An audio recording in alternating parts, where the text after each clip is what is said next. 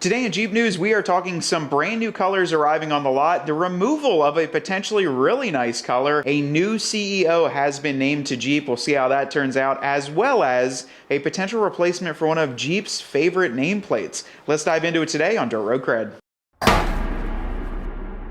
Well, let's jump right into it, guys. We are back with some more news. Now, I'll be honest, it's been a little bit slower the past few weeks. I honestly think that Jeep has just been trying to recover from all the damage it might have taken throughout the past few years under some different leadership.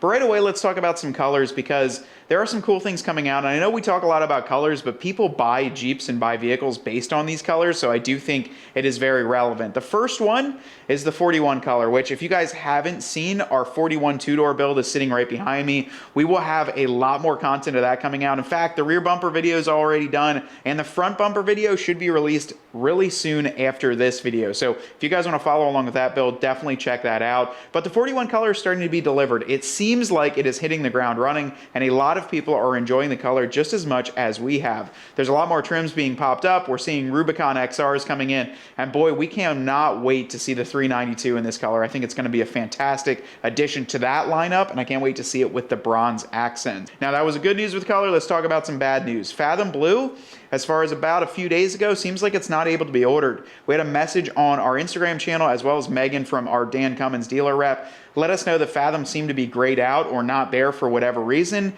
And I'm kind of curious why, because that didn't say limited edition. That was just an added on color. And it's weird because we are seeing a lot of them here at our local lots. Fathom Blue is starting to show up on Willys, on different trims, and it's a good looking color. I mean, it's a very, very dark blue, but it does look nice with certain trims. In fact, I saw someone post one in a standard Rubicon trim, a Rubicon X. That looked really nice with the red and blue accents. I think it was a cool trim on that. But I wonder if the removal of that is to kind of preview some new colors coming in. We still have not seen the addition of the juice color. Now that is the crush color from the JK years. And if you guys haven't seen our reel or aren't following us on social media, we'll pop up a little clip here. We actually had Brian and his team down there spray out a little sample of crush to see what it would look like, but it's still not the entire effect of seeing it on the whole Jeep like we've got behind us. But juice should be coming soon. As soon as it does release, of course, we're going to drop a video right away. So if you guys are looking to order that color, I think it will be a nice addition to the fleet.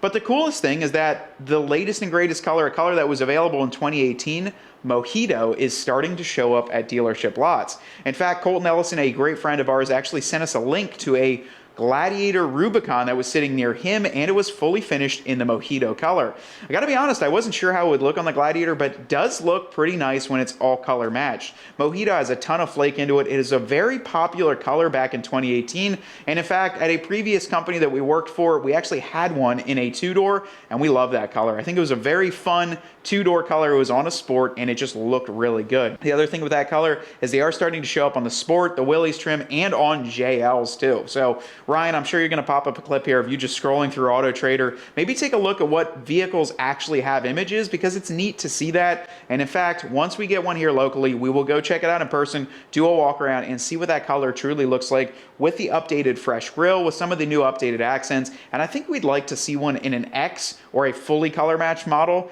to kind of show what that might look like. Next up to bat, let's talk about something that has been kind of in the rumor mill for a long time. And obviously it's something that we're kind of considering the way that certain sales are looking. Now, I know we mentioned in the beginning of this video that maybe a popular Jeep nameplate might be getting replaced, and that has been the rumor that the Gladiator might be getting replaced. And it's kind of looking like that could be a possibility. When you start to think of the Gladiator sales, how much they're discounted now, as well as the fact that we really have not seen any improvements with the Gladiator, i.e. engines, transmissions, extreme recon packages, different trims on them, since the initial inception of the Gladiator, it kind of makes me feel like this could be a possibility. Now, from what they are talking about on the back end, I know Dodge has been very big on trying to enter the midsize pickup segment with the Dodge Dakota, or the return of the Dodge Dakota. If you guys aren't familiar with that vehicle, it was produced in the 90s through the early 2000s and was available in a lot of different configurations. I distinctly remember it as one of those really bubbled vehicles. Think initial Dodge Durango, very bubbly vehicle, a lot of curves on it, but they had them in crew cabs, single cabs, and they even had V8s in them. So will they be replacing the Gladiator with a Dodge Dakota? If they do, they've really got to hit the ground running.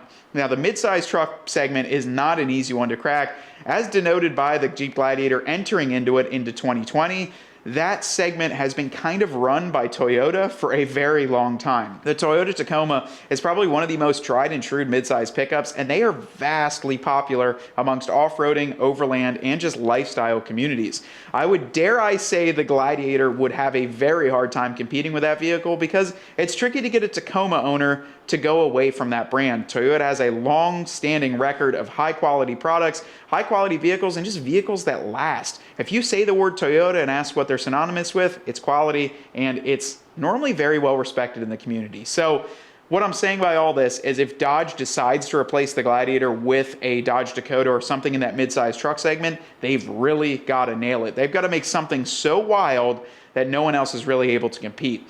We do have some competition in the Ford Ranger. They came out with the Ford Ranger Raptor for the US models. I believe that has the 3-liter twin turbo, and that's a very powerful engine. You've got the Chevrolet Colorado, the GMC Canyon, and some of those are even in AEV trims. So this midsize truck segment is very heavily occupied. I think Jeep needs to just finally let the cat out of the bag and just do a V8 in the dang Gladiator and be done with it, but I won't get on that tangent. Yeah, so Ryan brought up a good question. Does the Gladiator have any room to become like the original Gladiator, which was a full-size pickup, the J10 pickup, the J20s? They had pickups that were full-size. I think they're just too small. I think the frames are too small, the bodies are too small, and if you've ever towed anything actually heavy with a Gladiator, like 4,000 to 6,000 pounds, normally the trailers are wider than the entire truck. It feels a bit uneasy. And you guys can say, comments back and forth whether or not you felt the same way, but I do not think the Jeep Gladiator could be unless they widen the tub, and then at that point, they're competing with their own Ram 1500, so there's kind of... That mid-size truck is like, that's where they can play around, and I think if they're going to do it, the Dakota had a V8 back in the day, maybe put a V8 in the Dakota, make it a really solid off-road vehicle.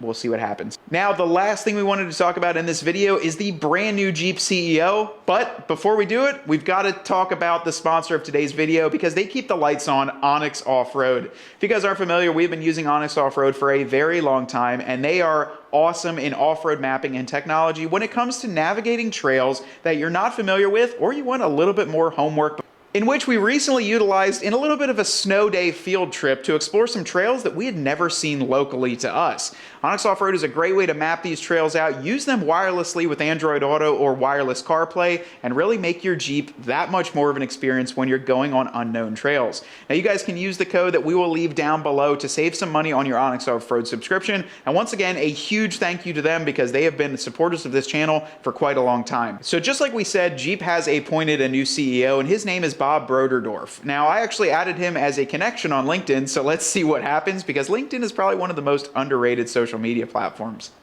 Sarcasm.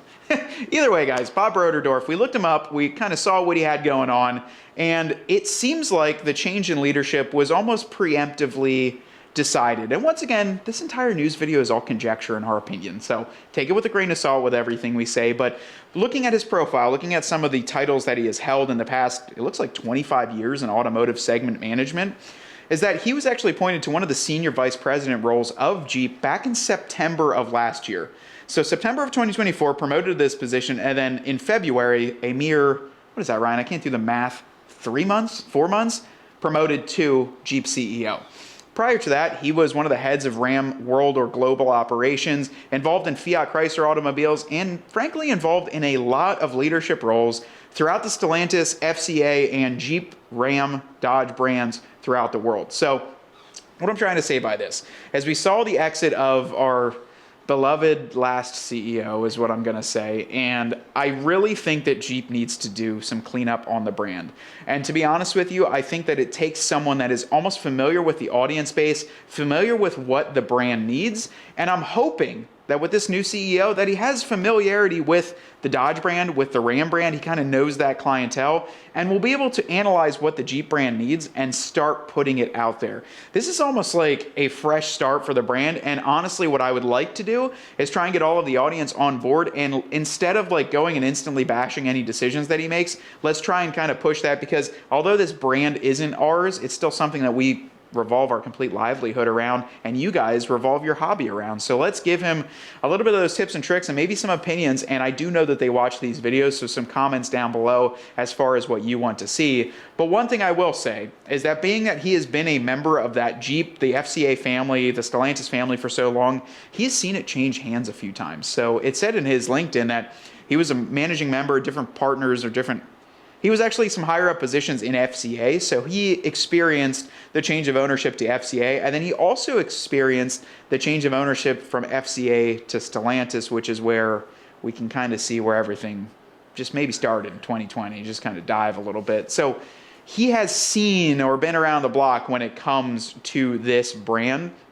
And what I'm hoping he brings with that is some new, fresh ideas that are actually going to be heard by the audience, and then also be able to listen to what the audience wants, because I think that's what was missing in the previous leadership, is that there was just a lot of like, it needs to be this way, and there was no reasoning for it, and then no talking back and forth with some of the senior leadership and guys that truly cared about the brand. But we'll do some more research on this individual, and I want you guys to comment down below if you guys have any thoughts about what might happen with the brand or what needs to happen with the brand. And also maybe drop a comment down below is like, if you guys like new colors on a Jeep, what color you'd like to see, because we'd be curious, and then maybe they'd be curious to see if they can make some changes. And then also lastly, should the Gladiator be replaced? Do you guys think it should be, or do you think it should stay around for a while? I think by the sales, what we're seeing is it might be an easy one on the chopping block, because they are sitting on lots. And quite frankly, we had a recent friend of ours try and pick one up from a lot, and they wouldn't even budge on the price. They wouldn't even discount it anymore when it had been sitting on the lot for almost 340 days. So let us know down below in the comments. We would love to talk about that. But until next time, guys, we will always keep you up to date on any Jeep news that we hear here on the channel, and let you guys know what is going on in the community. I think Juice is going to come out soon, so definitely stay tuned for that. And also, we're coming into a new quarter as well, so you never know what exciting latest and greatest things are going to come from us in our channel, as well as in Jeep news. So definitely stay tuned, hit that little bell notification button. That way you're notified as soon as these videos are released. And if you don't mind, check out our 41 build, because this thing is absolutely badass. Until next time, though, my name is Matt, Ryan's behind the camera, and we want you to get out there and earn yours.